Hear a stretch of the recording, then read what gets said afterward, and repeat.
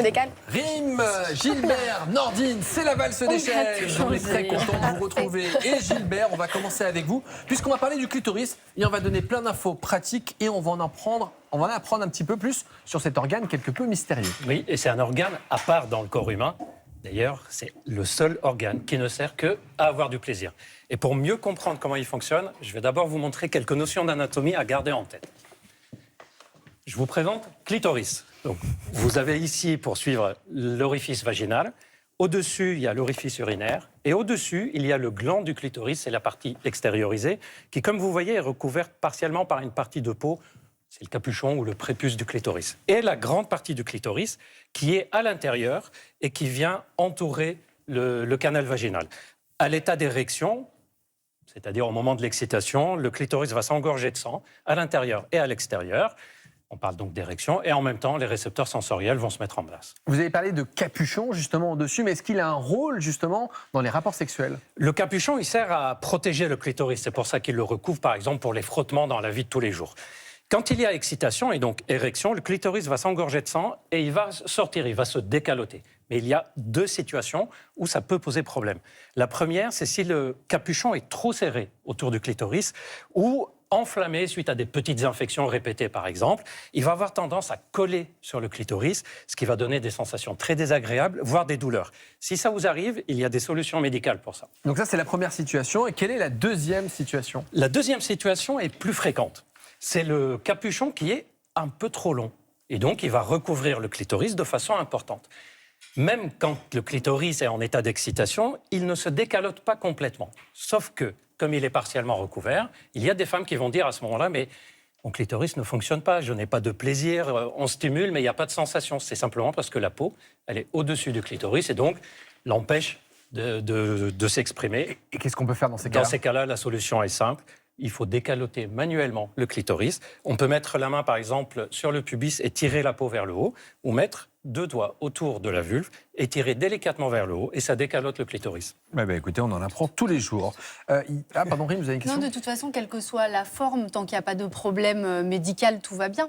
On est d'accord? Ah oui, peu importe la forme, ça va fonctionner. Par contre, d'ailleurs, j'invite toutes les personnes à essayer d'avoir une stimulation du clitoris en étirant la peau vers le haut ou sans l'étirer, et vous allez voir que ce n'est pas les mêmes sensations, parce que ça dégage une partie peu visible du clitoris. Et aussi, même mon épouse qui est sage-femme propose aux femmes de mettre un miroir et de regarder, en fait, pour découvrir son anatomie, parce que souvent, on la regarde, enfin, le gynéco, la sage-femme regarde, mais soi-même, on ne sait pas exactement, donc un petit miroir pour au moins observer sa propre anatomie. Alors, il y a aussi une question, Rim en parlait, il y a des différents clitoris. Est-ce que la taille aussi compte quand on parle de clitoris? C'est vrai que c'est une question qu'on pose plus pour les hommes que pour les femmes, mais figurez-vous que la taille du clitoris a été étudiée. Il y a une étude qui a comparé, en mesurant par IRM, la taille et la morphologie du clitoris, et voir est-ce que ça influence la satisfaction, plaisir, orgasme. Et figurez-vous que dans cette étude américaine, les chercheurs se sont rendus compte que les femmes qui avaient un petit clitoris, moins de 3,5 mm de diamètre au repos, avaient aussi moins de capacité à atteindre l'orgasme, et celles aussi qui avaient le clitoris situé loin de l'orifice du vagin, à plus de 2,5 cm de l'orifice du vagin.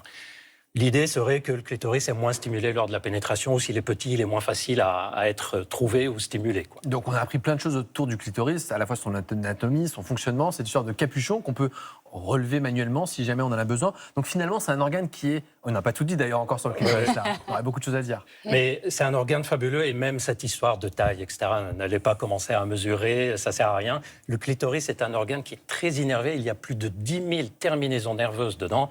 Ce n'est pas un quart de millimètre ou un demi-millimètre qui changera grand-chose, à condition de prendre le temps de l'explorer et de laisser le temps aussi aux partenaires de découvrir cet organe extraordinaire. Eh bien, merci beaucoup Gilbert. Et tout de suite, on va prendre le temps de faire un peu d'activité sportive.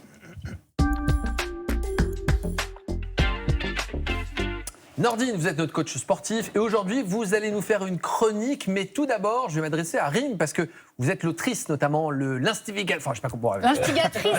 C'est ça. J'aurais bien aimé faire la chronique sport, mais bon, je vais laisser Nordine la faire. Par contre, on m'a posé une question et je l'ai transmise à Nordine, qui s'est fait un plaisir en fait de nous préparer une chronique. C'est Agnès qui nous a dit je ne peux pas me mettre au sol ni poser mes genoux au sol. Quel exercice peut-on faire en position assise sur une chaise? Agnès, pas très sportive, nous dit-elle. Eh bien, c'est parti, Nordine. On va faire un peu de sport. Je vous emmène. FG, on y va tous ensemble. On va juste s'asseoir sur un canapé et faire des exercices avec simplement une chaise. C'est ça l'objectif, Nordine ? Exactement. Voilà. Pour essayer d'améliorer notre condition physique sans se Tac. blesser, Je vous en prie, tout vous en allez pouvoir vous douceur. asseoir. Eve, on vous laisse vous mettre à côté Mettez de, là, pardon. Ici, Mettez-vous clac. là. de Rim. Voilà. C'est moi Super. qui vont. D'ailleurs, Eve-Gilles, vous avez le temps de faire du sport ? Honnêtement, cette année, c'est assez compliqué. Après, on bouge toute l'année, donc c'est comme si je faisais du sport toute l'année. Mais je compte reprendre très rapidement, justement, l'année prochaine. Et puis je crois que vous avez fait en plus du basket notamment. J'ai fait beaucoup de basket, athlétisme, équitation, danse. J'ai toujours été Athlétisme très sportive, ouais. Bon, pareil. Bon, alors déjà, bravo à Agnès, parce que même si vous avez une incapacité à pouvoir vous asseoir par terre, l'idée, c'est de continuer à bouger. Vous avez bien transmis ce message-là. Donc, je vais vous donner une première astuce. On va se mettre face à une table basse. Et le but du jeu, je vais faire l'exercice, simplement venir tendre la jambe et vous revenez en position. Je vais le faire tranquillement, ici. Juste cet exercice-là va me permettre justement de travailler le quadriceps notamment. Mais là, on est entre amis. On va dire que Rim nous a invités chez elle à boire un... Venez. Jimmy, vous pourriez nous transmettre les... Voilà, on va se boire un petit thé, une petite... Je vous en sers un. Allez. Eh ben, allez, c'est parti. Tac. Je sais recevoir. Hein. Ah oui, alors Rim, elle est très... elle est top. Exceptionnel. Voilà. Donc là, ce qu'on va faire, là, tac, ici. But du jeu. D'accord ? Vous allez lever la jambe et juste avec le talon, vous allez essayer de pousser la tasse pour la ramener au niveau de ma main. D'accord ? Allez, donc là ici, tranquillement, sans poser le talon sur la table. Ah, en contrôlant le mouvement. Ouais, Ouais. exactement. On vient Ouais, contrôler, on vient attendre les gens. renverser. Je crois qu'il y a une championne, les enfants. Ah ouais. Et on vient en C'est le position. talon, c'est le talon. D'accord ? C'est l'élégance surtout. On va reprendre l'exercice. Et ce que je vais vous demander cette fois-ci, donc là, on a travaillé le quadriceps. Maintenant, on va travailler le fessier. D'accord ? Donc, vous allez pousser la tasse. Et une fois qu'elle est en position haute, vous allez, avec l'extérieur du pied, ramener la jambe vers le côté. Allez, à vous de On jouer. commence par pousser. Donc là, on pousse. Oh, la verveine, elle est tombée, Gilles. Bravo, Gilles, là. Voilà, super. Eve-Gilles a quand même la meilleure technique. Ah ouais, non, mais... Bravo. Rim, Ah ça ouais. va. Donc là, on a vu deux techniques. On a vu la première avec Gilbert et Rim qui ont utilisé l'extérieur du pied pour travailler le petit et moyen fessier. Et Eve, elle, a choisi l'autre jambe pour pousser vers l'intérieur et de ce fait-là, à solliciter en plus du quadriceps les adducteurs. D'accord ? Donc là, vous pouvez vous amuser et en fonction des objets que vous allez mettre, vous allez avoir une difficulté plus ou moins grande. Donc là aussi, au départ, amusez-vous juste à pousser, vous reposez le talon et vous revenez. Comme ça fait un petit travail intermédiaire. On a peut-être un autre exercice à proposer ? Oui, je sens que... Alors là, on s'en va, d'accord ? Rim nous dit, ça va les amis. Vous avez squatté mon salon. C'est ça. Donc là, Rim, vous allez prendre un coussin. Ouais. Très bien. Vous faites un peu de gainage, j'imagine. Un peu. J'en faisais en tout cas avant. Ah ouais, pour basket. Vous jouez quel poste Honnêtement, j'en ai fait pendant 7 ans, mais c'était à un petit niveau, donc on bougeait. Ah oui, pas tout le mal. monde change, Ouais. d'accord. Ouais. Ok. On est quand même 7 ans de basket, c'est pas mal. Allez, c'est pas rien. Ouais. C'est 7 ans de plus que moi, par exemple. Donc là, Rim, voilà, on est resté assise, et notamment Agnès, si vous restez longtemps assise sur une chaise ou un canapé, forcément, il va y avoir une fonte musculaire au niveau de la sangle abdominale et lombaire. Donc Rim, c'est proposé pour travailler ses abdominaux. Donc là, ce que je vais Ne le croyez pas. vous demander, Rim, vous allez placer les deux jambes donc au niveau du coussin, juste en caressant le coussin avec les abdos, d'accord ? Donc là, on va échanger, comme ça, elle va souffrir un peu. Voilà, donc juste cet exercice-là, Et je fais quoi et après, vous revenez en position. Il fait exprès de ne pas dire. Juste le fait de tendre, Exprès venir d'attendre. caresser le coussin et vous revenez, va solliciter les abdominaux. Par contre, on va faire une variance. Cette fois-ci, ce que je vais vous demander, c'est reprendre la position.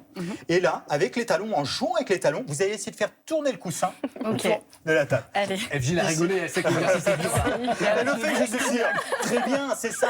Donc là-dessus, Agnès, Mais je n'oubliez m'aide pas, quand même avec les n'oubliez mains. pas de vous tenir là. Ouf, non, mais vous allez continuer. Allez-y, continuez. N'oubliez pas de vous maintenir avec vos mains. Et puis surtout, de pouvoir caler le dos sur, par exemple, la bordure de la chaise ou du canapé. Et sur cet exercice-là, vous allez avoir un travail important, justement, un peu plus important, en bougeant les jambes.